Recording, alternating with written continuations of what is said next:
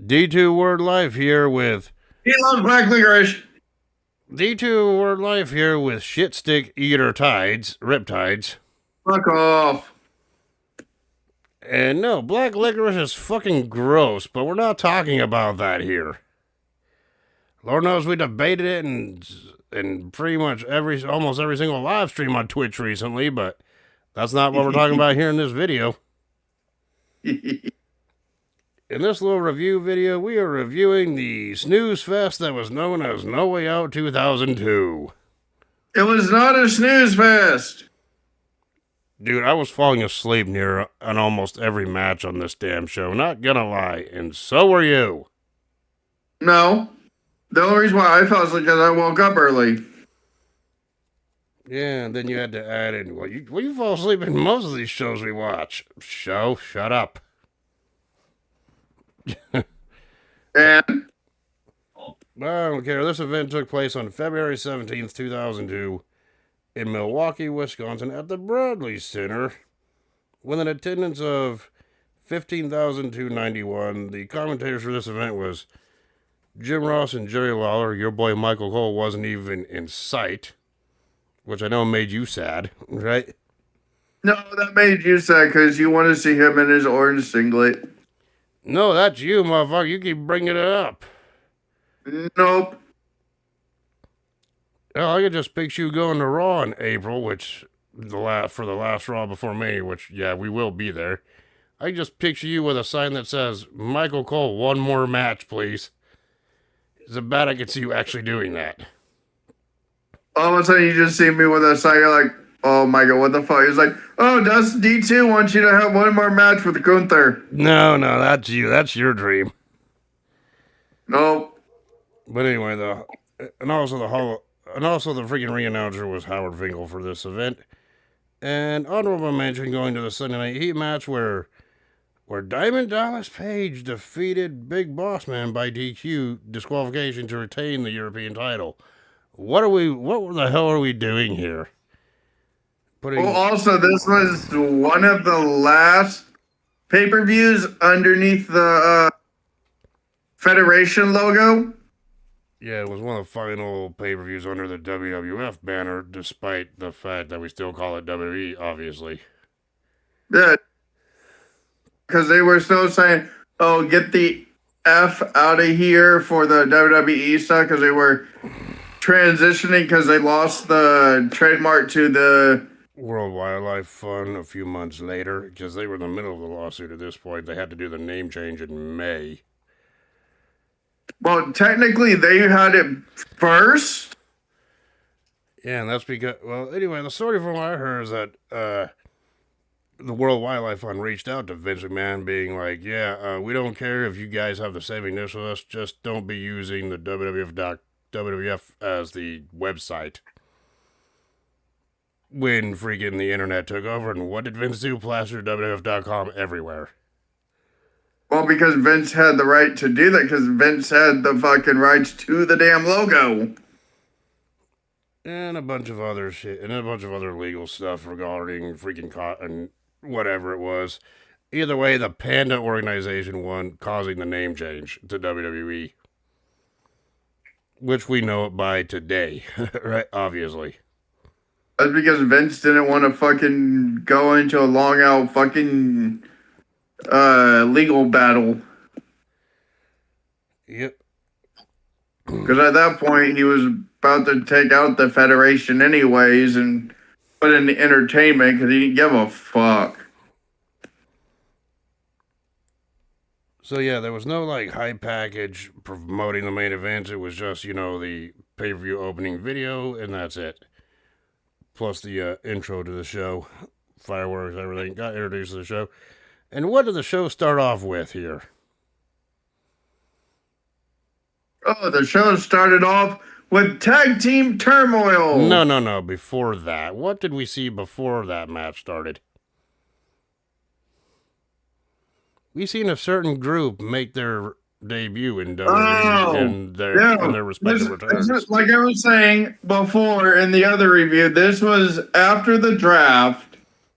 And before the draft. Was pissed off at Flair and he told Flair that if he didn't sell his shares to him so he could have full rights to the company, he would bring in the NWO.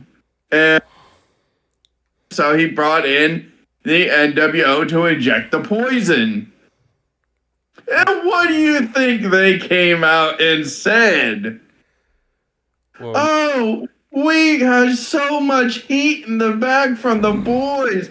We have a stigma known for killing a company. All we wanted to do was have beers with the boys in the back. and mind you, this was the debut of the NWO as a stable in WWE. But it was the return of Hulk Hogan, the return of Scott Hall, and the return of Kevin Nash to the Yes. WWE or WWF, whatever you want to call it at the time. Yes. Yeah, so yeah, half the fans were cheering him, half the people were booing him, but either way, it's fine. Hogan got the biggest ovation when he got on the mic, right? Yeah. And I was kind of surprised he didn't start his half of the promo with "Let me tell you something, brothers," like he usually would, right? Well, he would do it afterwards. But yeah, after. And they were like, "Yeah, we did not want to kill WWF, but we want to be given the chance." Yeah, people still blame the MWO for killing WCW. Which Oh, no, it was actually Vince Russo that killed well, WCW. a combination of Bischoff and Vince Russo, because Bischoff, towards the end of his WCW career, told them to tune in to Mick Foley as Mankind winning the World Heavyweight title. As a little spoiler. And yeah, and it was Bischoff's idea for the finger poke of doom. We all know how badly that went over. No, that wasn't Bischoff. That was Russo. That was a Bischoff deal because Russo didn't work for WCW until October of '99. Finger poke of doom took place in January '99. Just like it was a Bischoff idea to put himself in that match with David Flair. That was awful. A week later, right? Uh-huh. But whatever. Either way, by this point, WCW was dead for nearly a year. So why are we debating this at this point? No, it was Vince Russo because he was working for WCW, but he was working as a backstage manager / boss because he was getting ready to take over. But either way, He didn't take over until well, regardless, WCW in '99 and 2000, they were crap regardless who was running the ship and booking this crap. And by 2002, WCW was dead, right? So no one really cared about WCW at this point. No, by 2001, it was dead. Yeah, 2001 was dead. By 2002, it was dead for a year, and no one really gave a shit about WCW, even in their dying days. I've seen the crap that you made us watch, okay? Still not over it. But anyway, that being said, let's get to our first match of the night. After that promo, it was that tag team turmoil match, like you mentioned. And yes, it was Scotty 2 Hotty and the Hip Hop Hippo himself, Albert, or A-Train. Yeah, your boys. And or Tenzai. And they were facing off against Christian and Lance Storm first.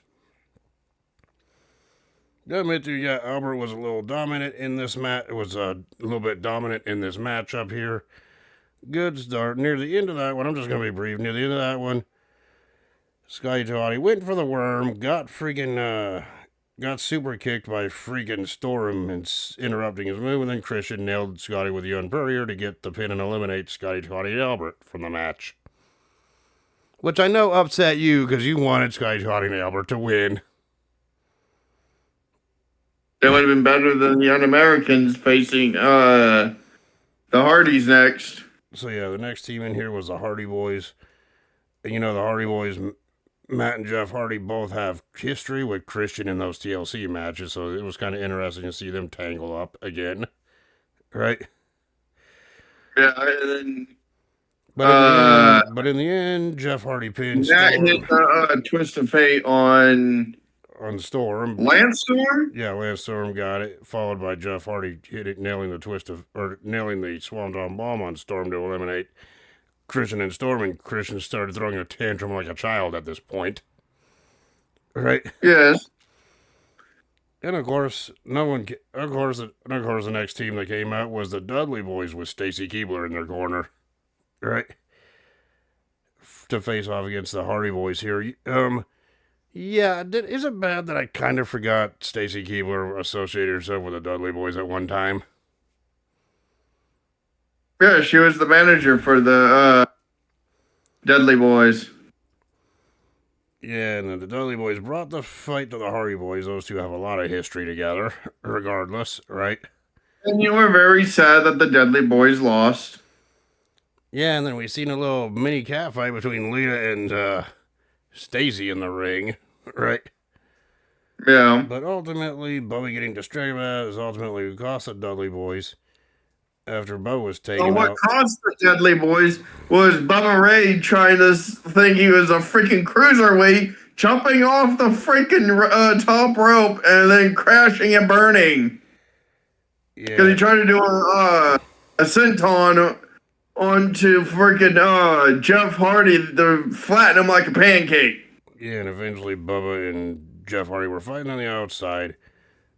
And Matt freaking nailed Devon with the most devastating maneuver in all of sports entertainment this rise roll up to eliminate the Dudley Boys. And of course, the Dudley Boys were pissed off. About their elimination, so they decided to deliver a 3D onto Jeff Hardy on the outside of the ring, taking him out of the match completely.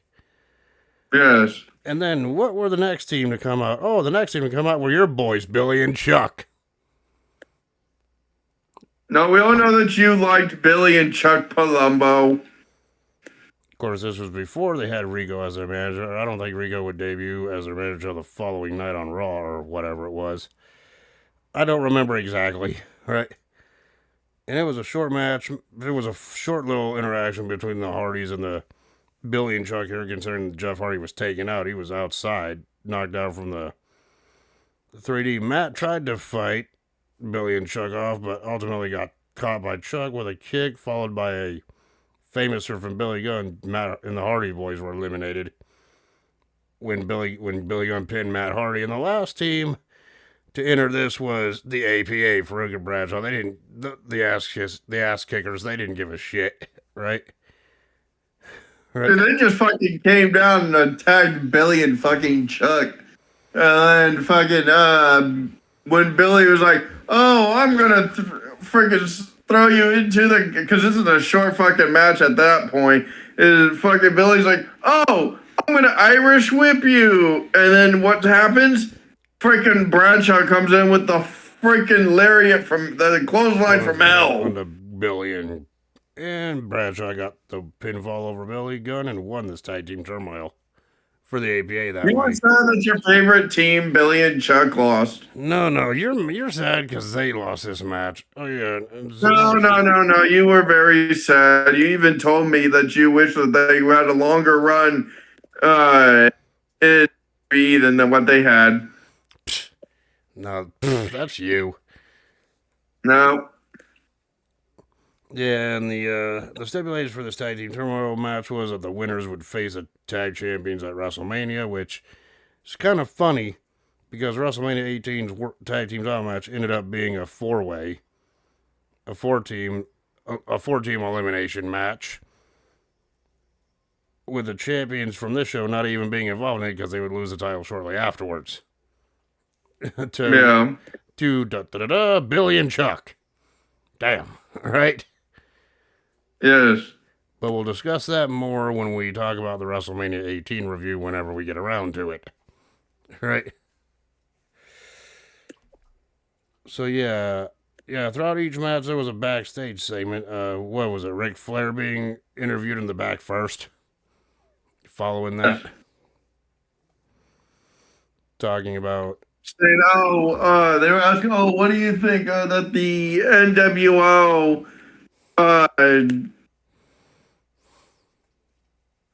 freaking talking to the crowd with the at the beginning of the show. He's like, "Oh, I still don't believe that they're sincere, that they want to work here. But there's a load of boys in the back that want to have a bone to pick with them." Yeah, and that little interview friggin' ended with Flair being punked out by The Undertaker, who Flair was starting to be in a feud with at this point. Right? Yeah, because he got drafted to Raw, or yeah, Raw, because Flair was in charge of Raw. But anyway, whatever. We go to the next match, which was Goldust taking on Rob Van Dam, RVD, and this whole thing came about when Goldust did his little weird freaking like vignette saying it's all about him and he's the chosen one or he's the one. No one knew what he was about until he attacked RVD 2 weeks prior to this event. Right? Yes. And so yeah, Van Dam and Goldust here, 1-on-1 here. It's like, yeah, these two went back and forth, but I didn't think they kind of mixed well, in my opinion. But it is what it is. It is what it is. I was actually falling asleep to this, right? Well, Goldust didn't really mix well with a lot of people, and neither did RVD. So it kind of was a mishmash of styles. Freaking Goldust's mind plays mind games and has a more grounded style, while Van Dam has a offensive, high-flying style. Yes. And these two are capable of having great matches, but this one I just didn't do it for me. It's like, during the matchup, Van Dam did nail a Rolling Thunder onto Goldust for a 2 count. And then Van Dam tried to nail a 5-star frog splash on Goldust, but Goldust freaking escaped, got out of the way, meaning Van Dam missed the move. And then Goldust freaking attempted his curtain call finisher on Van Dam, but Van Dam countered it into a spinning heel kick for a near fall, yeah. Yeah. But either way, Van Dam near the end freaking countered a bulldog from Goldust into a step over spinning heel kick, and with Goldust down, Van Dam was able to nail the frog splash from the top rope to pin Goldust and win the match. Your thoughts on this? It was decent. And me, I'm just like, this is freaking. Me, I'm just like, yep, I am freaking getting tired. It's like, I'm getting tired. I'm like 2 matches in. I'm already freaking. 2 matches in, I'm dozing off. This isn't good at all, right? Yeah. Oh, and speaking of dozing off, wait, no. We had another backstage interview. Or a backstage segment. I don't even remember. Was this the one where Austin approached the NWO?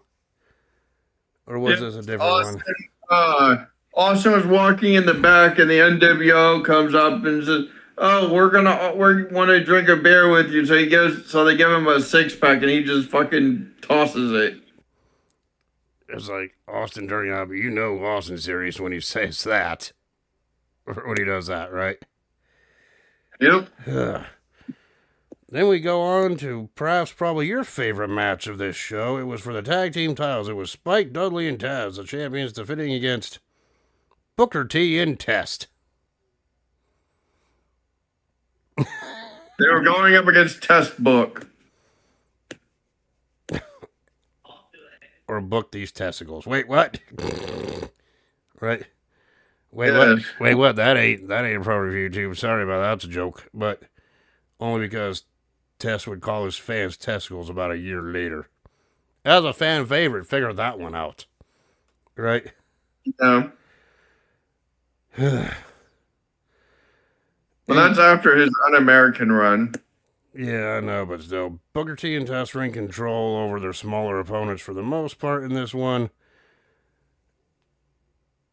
And Test went near the end of the matchup here, Test went to pin Taz, but Test was using the ropes for leverage over Taz, but freaking referee caught it, was like, nope, you gotta freaking break the pinfall right now, right? And what does Test do when he gets distracted? He argues with the referee, enabling Taz to lock in the Taz mission after the referee shoved freaking Test back into Taz, and Test tapped out like a little bitch. Yes. Thus, Taz and Spike Dudley retained the title here. I know I didn't go into detail with this one. Your thoughts on this? Yeah, it was okay. And it was about this time I'm just like, 3 average matches in a row. I'm freaking dozing off here. What the fuck, right? And then we go to another backstage segment. This time it was The Rock freaking being interviewed in the back talking about his match with The Undertaker later on in the show. Yeah. And yeah, pretty much dissing The Undertaker, saying that, yep, The Rock's going to get revenge tonight from talking about when he got Tombstone on that limousine. Right? Yeah. Yeah, and then we go to what I feel was the turning point here, which I didn't expect at all, even though it wasn't much of a turning point for this show, but it was something. It was that damn brass knuckles on a pole match between William Regal and Edge, and William Regal defending the Intercontinental Championship in this match. Yeah, these two went back and forth, and every time Edge had the advantage, he would try to go for the brass knuckles on the pole, only be freaking cut off or stopped by Regal. Regardless, right? Yeah. And then at one time when Regal got the advantage and was going for the brass knuckles himself, Edge freaking kicked Regal down, thus making Regal crotch himself on the top rope. So I guess technically you can say Edge was a dick to William Regal's brass knucks in this match, of course. He was a dick to his Steves. To his Steve's Regals, right? Yes. And of course, those two were battling on the outside, and this is where Regal got the advantage, though, because shit, Edge went splat on the outside, and Edge started bleeding from the mouth. Internal bleeding, right? Yeah, because he fucking literally DDT'd him right in the or fucking power bombed his ass onto the fucking ground. Yep. Yeah, it was a power bomb on the outside, causing Edge to bleed from his mouth.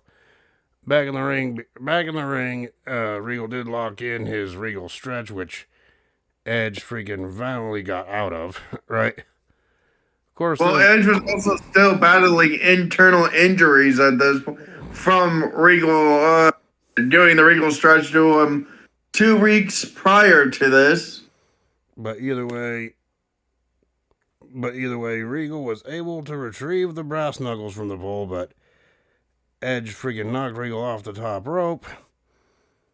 And then Edge was able to freaking, and Regal was able to kick the brass knuckles out of the ring before Edge could use them, or pick them up to use them, right?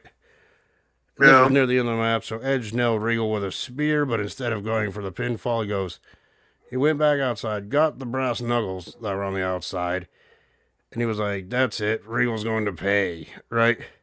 Pandering to the crowd, which bought Regal time to produce his own brass knucks he had in his tights, nailing Edge in the stomach with them and in the head with them, knocking Edge out for the 3 count. To retain him in the jaw. Title. Yep. So either way, Regal defeated Edge with the use of brass knuckles here. Your thoughts on this one? It was a good match, but Edge would get revenge a couple weeks later and get the Intercontinental title away from him anyways.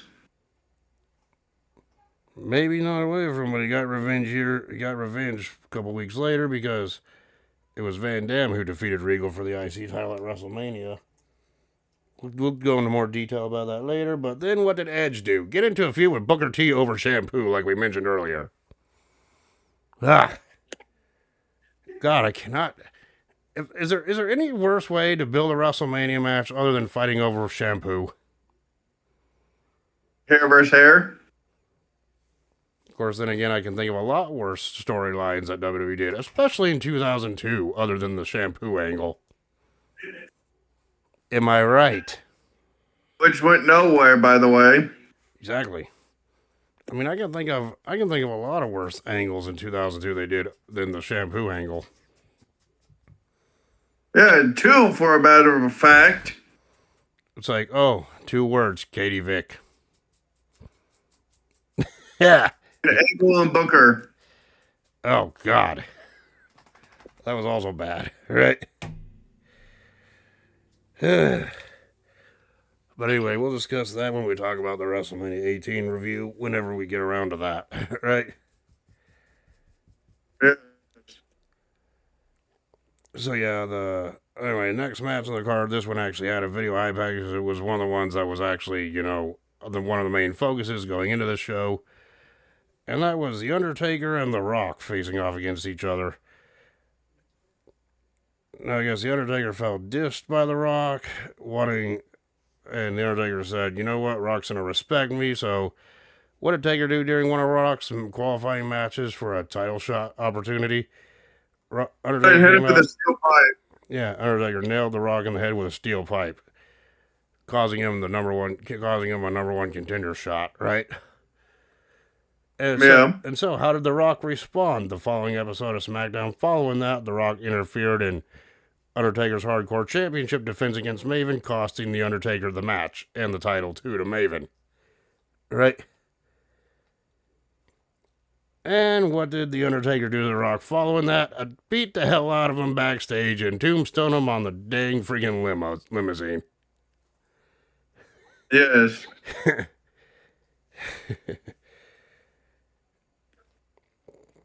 So yeah, and then The Rock pretty much wanted revenge on The Undertaker, saying, yep, he's gonna get revenge at No Way Out here.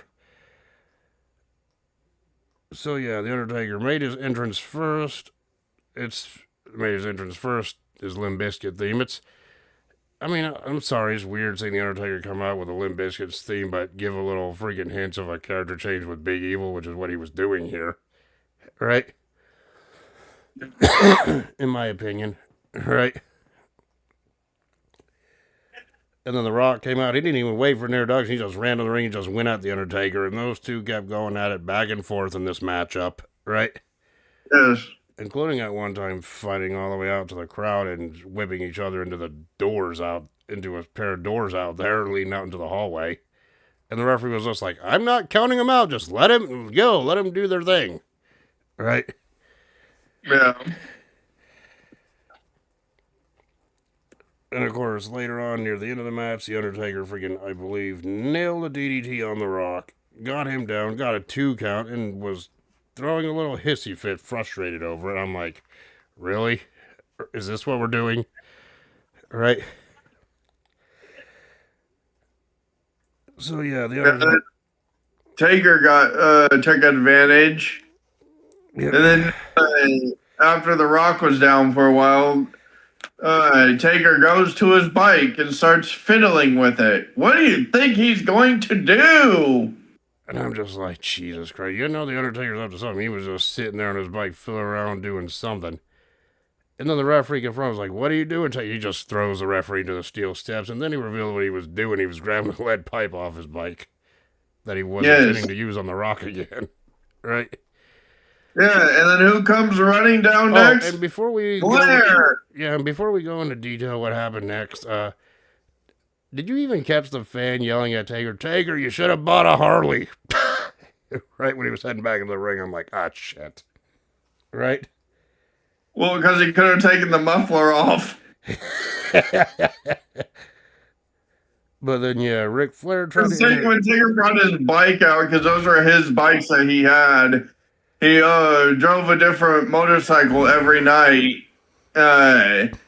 He was trying to get the lead pipe off, and it was kind of stuck. That's why the fans like, you should have got a Harley! Which I found pretty funny, right?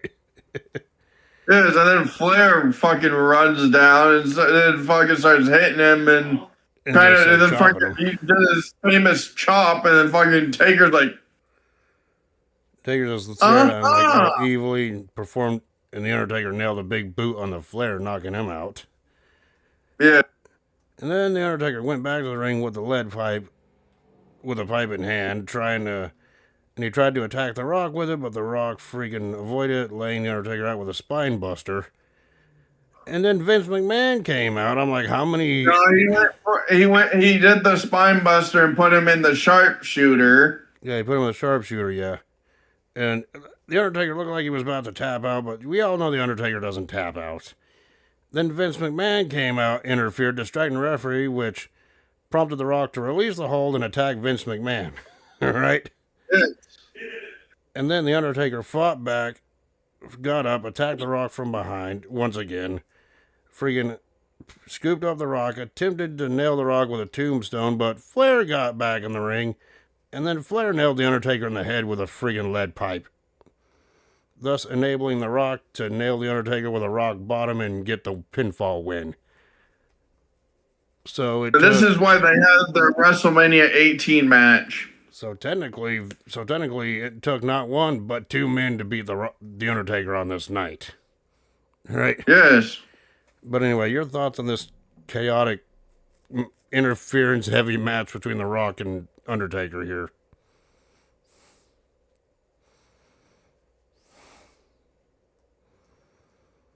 This is good, but this is also where the rivalry kind of coincided with their WrestleMania 18 match because Flair butted his nose in where he didn't need to. Yep. And this match between Taker and Rock took place in 2002. Let's just hope that the Undertaker didn't try to seek revenge, like I would say 22 years later, on The Rock, or anything like that. Right? Oh, he did, because the Rock's like, oh, I'm the final boss.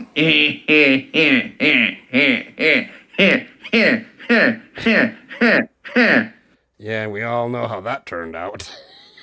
Yeah.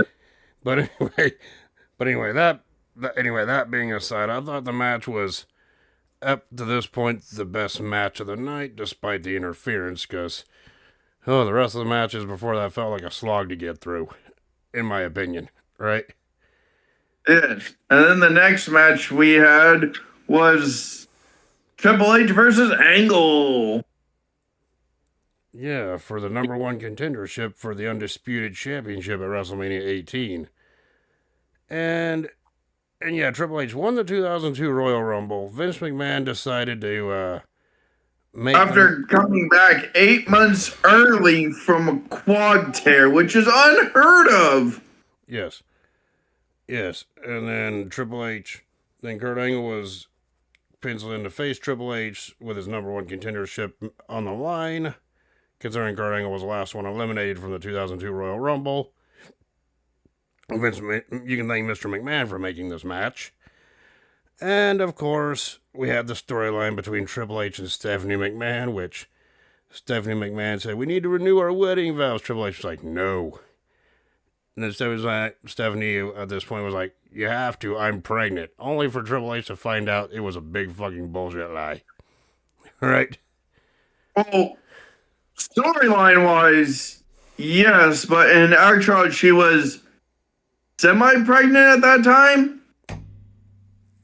But either way, the way that they had her play off screen, yeah, like that is to kind of hide it, to give a mystery about it. But either way, after Triple H destroyed the freaking wedding altar on Raw and pretty much after he got a tape from his mother-in-law, yeah, which Triple H freaking was like, Stephanie, it's like, I'd like to thank you, and I now see you for what you really are. Oh, nothing but a lying bitch. He said, oh, I get to see your true colors. You're nothing but a lying, conniving bitch.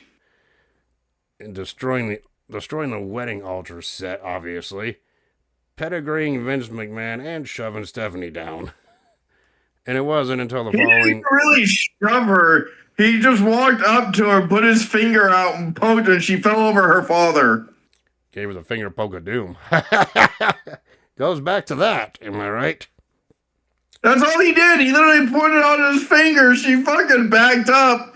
He kind of pushed a little bit, and she fucking fell. Yeah, and then it was following that incident where Stephanie McMahon was revealed to be the special guest referee for this match. Right? Yes. So Stephanie McMahon made her entrance first. She was introduced as Stephanie McMahon Helmsley until she corrected Howard Finkel, saying, "Just introduce me as Stephanie McMahon." Right? Yes. Then Angle made his entrance. Triple H made his entrance, and of course, when Angle made his entrance, I'm like, yeah, this isn't going to be a fair and impartial referee because you have the special guest referee cheering for one of the competitors. So you knew this was going to be a crap fest. Right? Yeah, because he had fucking Angle run coming down, and then he fucking pinned. So he was like, 1, 2, 1, 2, 1, 2. And when Triple H got the advantage with the pin, she was like, 1. Nope. Right. When Triple H got the pin, she's like, 1, 2. He's in the ropes. He's in the ropes. Luckily, he wasn't. Right. He wasn't even in the fucking rope. And of course, Triple H knew he was in this kind of bullshit situation, right? Yes. Yeah, but then the crowd kind of lost their shit when Angle attempted a clothesline on a Triple H, but Triple H avoided Angle, which resulted in Angle clotheslining Stephanie over the top rope and knocking her out. Yes. And yes, we've seen Stephanie McMahon take clotheslines before over the top rope and actually was able to get back up, but she was wearing the dreaded referee shirt. Did you know when you're wearing the referee shirt, it freaking makes all your abilities down to just 1? To where the smallest rope happens, you're down and out. Glass? Shit.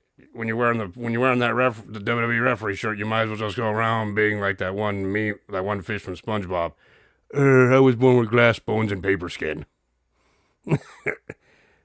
Even if I get slightly nicked, I'm down for the count. Right? Yes. So, and then Tim White was right, who would literally retire from WWE at this, shortly after this because he was in the Hell in a match. Yeah, he was. Tim White was the official during that Hell in a Cell match with Triple H and Jericho, which essentially ended his full-time wrestling career. Yep. But either way, Tim White replaced freaking Stephanie McMahon, but before that, Triple H was just sitting there laughing at the damage that was done. Stephanie outside the ring. Yeah, that's the way he was going. Bye-bye. Bye-bye. And then proceeded to beat the shit out of fucking Angle. But eventually, despite Tim White being the referee, eventually Angle attacked freaking Tim White and the referee Tim White and performed a low blow on the Triple H. And then that's when Stephanie came back. It was like, I am back. I am going to officiate this matchup and finish the job. Angle then applied an ankle lock, but Triple H countered the hold, resulting in Angle knocking into Stephanie into the turnbuckle again. So Stephanie was out again. I'm like, what the hell's up with this? Right? Yeah. And with Triple H down and out later on, Angle freaking brought a chair into the ring, tried to nail Triple H with it, but freaking Triple H avoided it. And then Triple H ended up performing the pedigree on the Angle. Yeah, and attempted to pin Kurt Angle. And by this point, Tim White was back out and about. Tried to count the 3 count, got 1, 2, but Stephanie magically got back up despite wearing a referee shirt and attacked freaking White again with a low blow. So Tim White was out at this point. Triple H at this point was pissed off, got into Stephanie's face, then Triple H attempted to pedigree Stephanie here. And that's when Angle came back, nailed Triple H in the back with a chair, nailed Triple H in the head with a steel chair. Well, Stephanie also was a bitch to his whites. Yep. She was a bitch to Tim's whites. That's how freaking Tim White got down. But either way, yes. Triple H tried to like I said, Triple H tried to apply his finisher, the pedigree on Stephanie. Got nailed in the back and the head with a steel chair by Angle. In a daze, Triple H got back up, got nailed with an Angle slam, and Stephanie made the pin, the 3 count, with Angle winning the match. Your thoughts on this? It was good, but then they'd have that match the night after on Raw because Linda's like, no, this is not how we're doing this. Yep. So she literally had another match. They literally had another match for Angle and Triple H for with the stipulation whoever loses Whoever loses would win the whoever win would lose their whoever wins the match would get the WrestleMania main event match, is what you're trying to say. yes.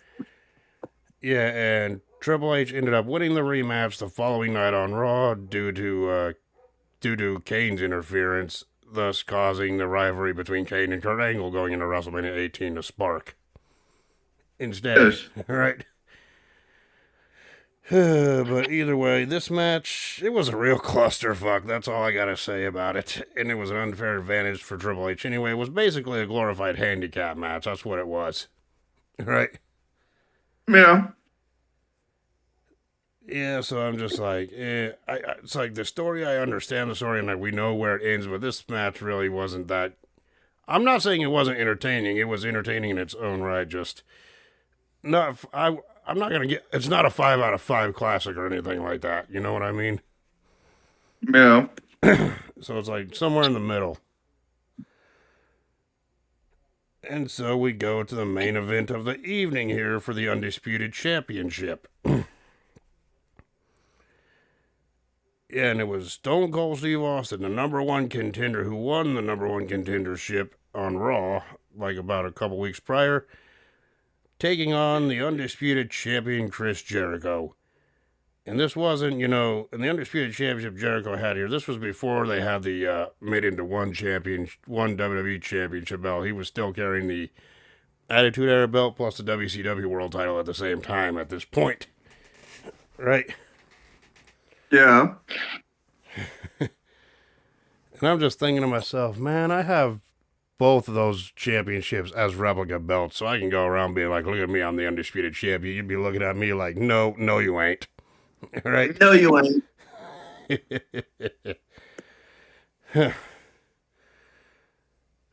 But anyway, both made their entrances, and the fight was on. Austin was dominating Jericho for the most part at the beginning of this matchup. Right? Also, as you can tell, they didn't have any Titantrons or anything. They used their fucking 18-wheelers to shoot the drawn videos and the music, right? The entrance theme, yeah. Which I thought, take respect. I mean, I like the set, just the event itself didn't really do it for me that much, right? Yeah. But anyway, Austin was dominating Jericho for most of the beginning of the match, including fighting in the entranceway, where Austin threw Jericho into the freaking, 18-wheeler trucks, right? That were on the stage, right? Yep. Yeah, and then and while the referee was distracted later on in the match, Austin decided to be a dick to Stone Cold Steve Austin's with a low blow, and he nailed 2 lion salts on Austin for a 2 count. And at this point, Jericho attempted the walls of Jericho, but Austin freaking got to the ropes, forcing Jericho to break it, right? Yeah. And this was near the end of the matchup too. Jericho freaking got the WWE Championship. Looked like he was gonna.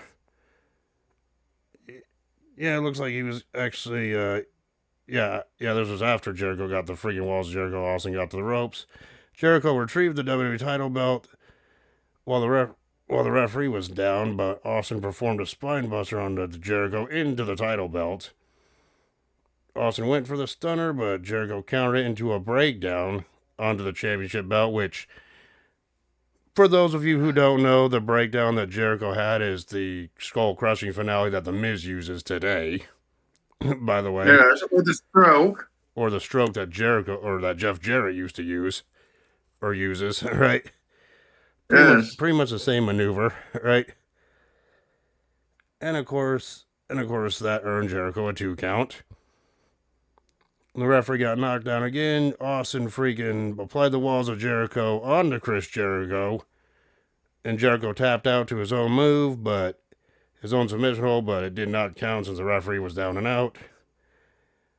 Then Austin let Jericho, Austin let Jericho freaking out of the hold, and then Austin then performed the stunner on Jericho, but before he could get the pin, which it wouldn't have mattered anyway, considering the referee was down. Guess who showed up to interfere at the end of the match? The NWO. Yes. Hogan, Nash, and Hall. Yeah, Hogan, Nash, and Hall all attacked Austin, which saw freaking Hall perform a stunner on Austin, right? Yep. Knocking Austin down, and while this was happening, Jericho was on the outside trying to get the referee back up. Which Jericho didn't care about the referee, he just cared about getting the win here, right? Yep. And then Jericho just went back in, covered Austin, and then the referee counted to 3, meaning Jericho retained the undisputed title here in screwy fashion. But then after the match, Austin pissed off, tried to fight off the NWO, but the numbers were too great on Austin with the 3-on-1 disadvantage here. Scott Hall performed another stunner on Austin, which put Austin down, and Hogan got onto the ring, grabbed 2 spray cans, handed one to freaking Halls, and with Austin being held down by Hogan and Nash, Scott Hall spray painted NWO on Austin's back before leaving the ring. And that's how the pay-per-view ended. Your thoughts on that, the match, and what happened afterwards?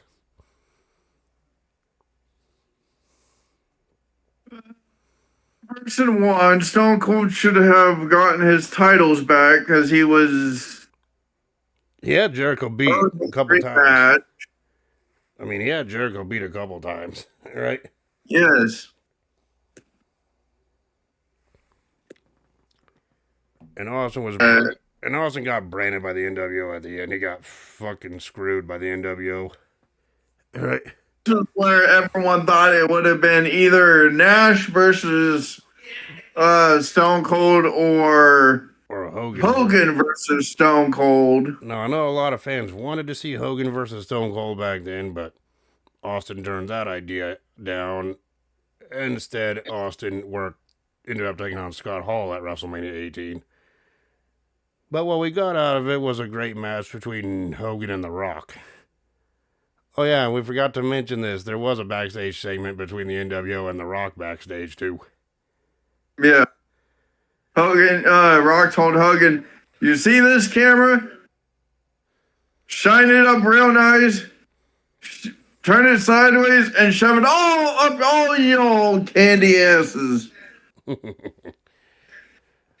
So yeah, that was kind of the seeds being planted of what maybe was to come, which we ended up getting. The thing is that Hogan and Stone Cold wanted to have their match, but they also both didn't think that they worked great together, which they could have, in my opinion. It could have worked.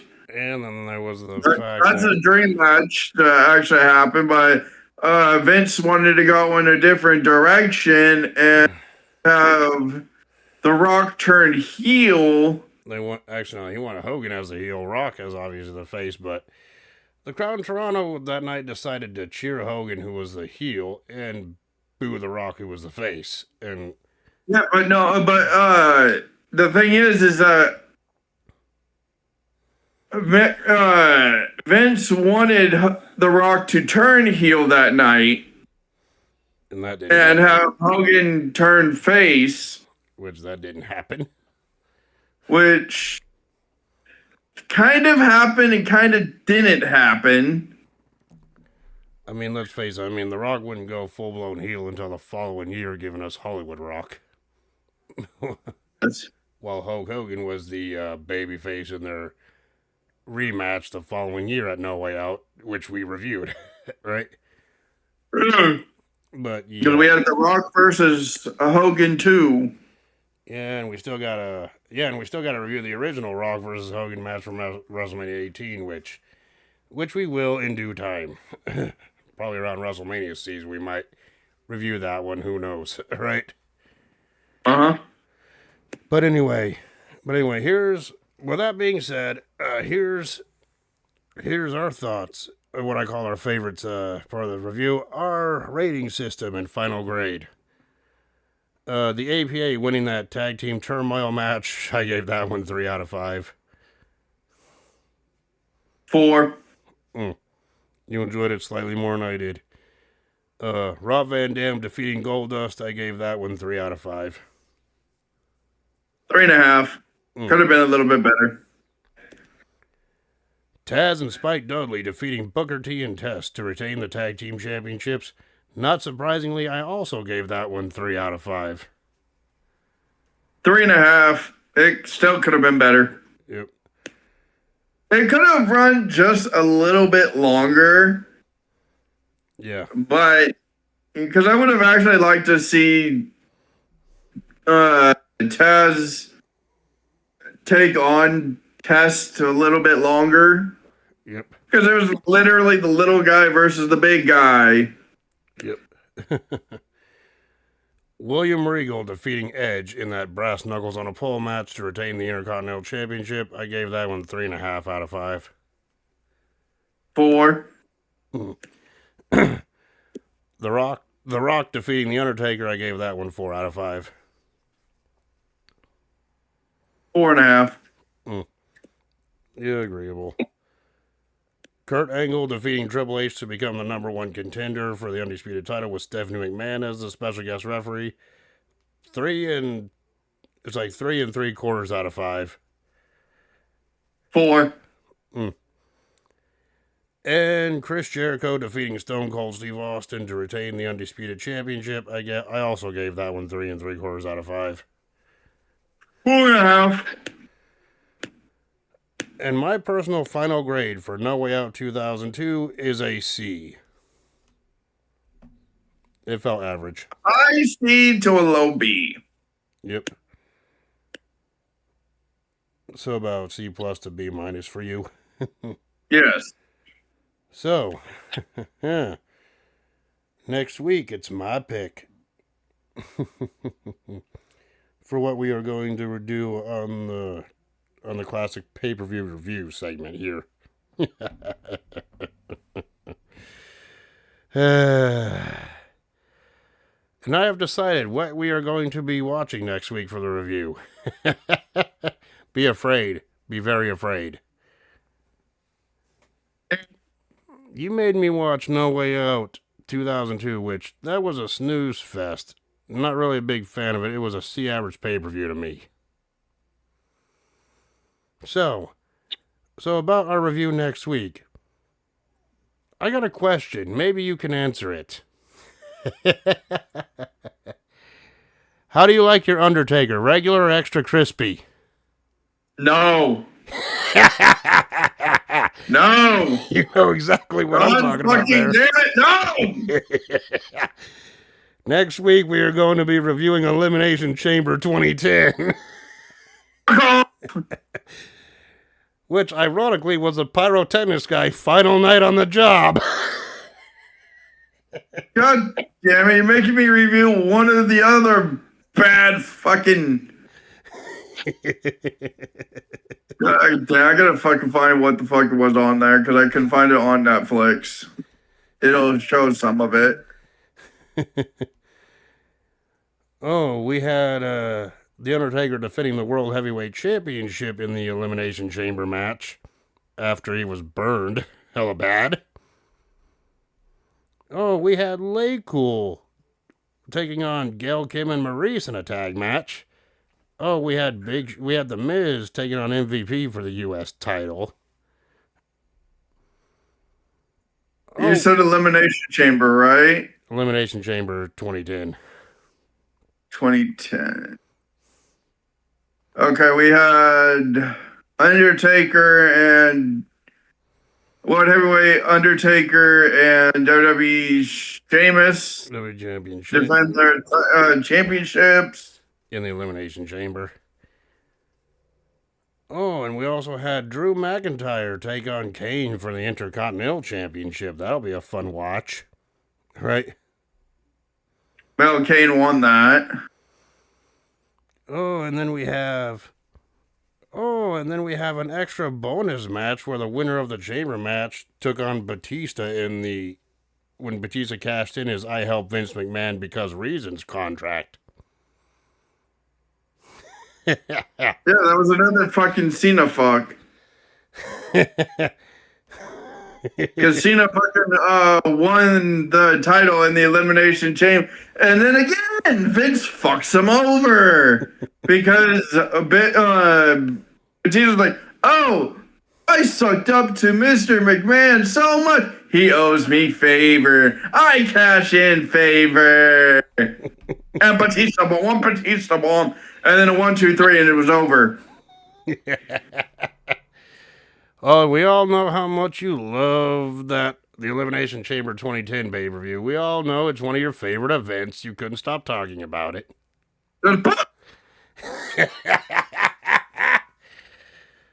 Oh, yeah. That's my revenge for you making me watch this snooze fest.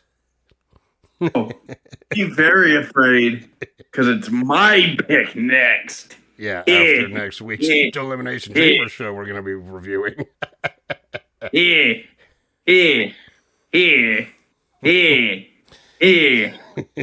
Let's just say it's it's a goodie but an oldie. Oh, Jesus. Oh, God, I got to wait 2 weeks for that. God damn. Okay, we'll review. Well, we all know what that will be next week following the review, the Elimination Chamber 2010 review. Let's just say it's in between 2000.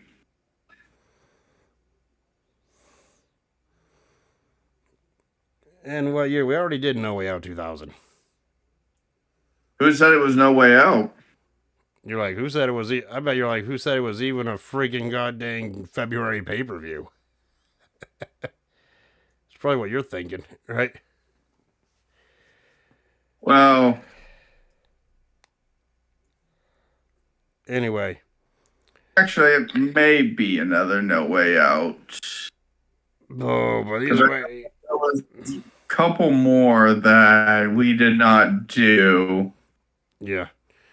It's like, yeah, but either way, we'll find out what you're thinking next week following our next review, Elimination Chamber 2010. So until then, we will talk to y'all later. Peace. Or actually, oh boy, what a.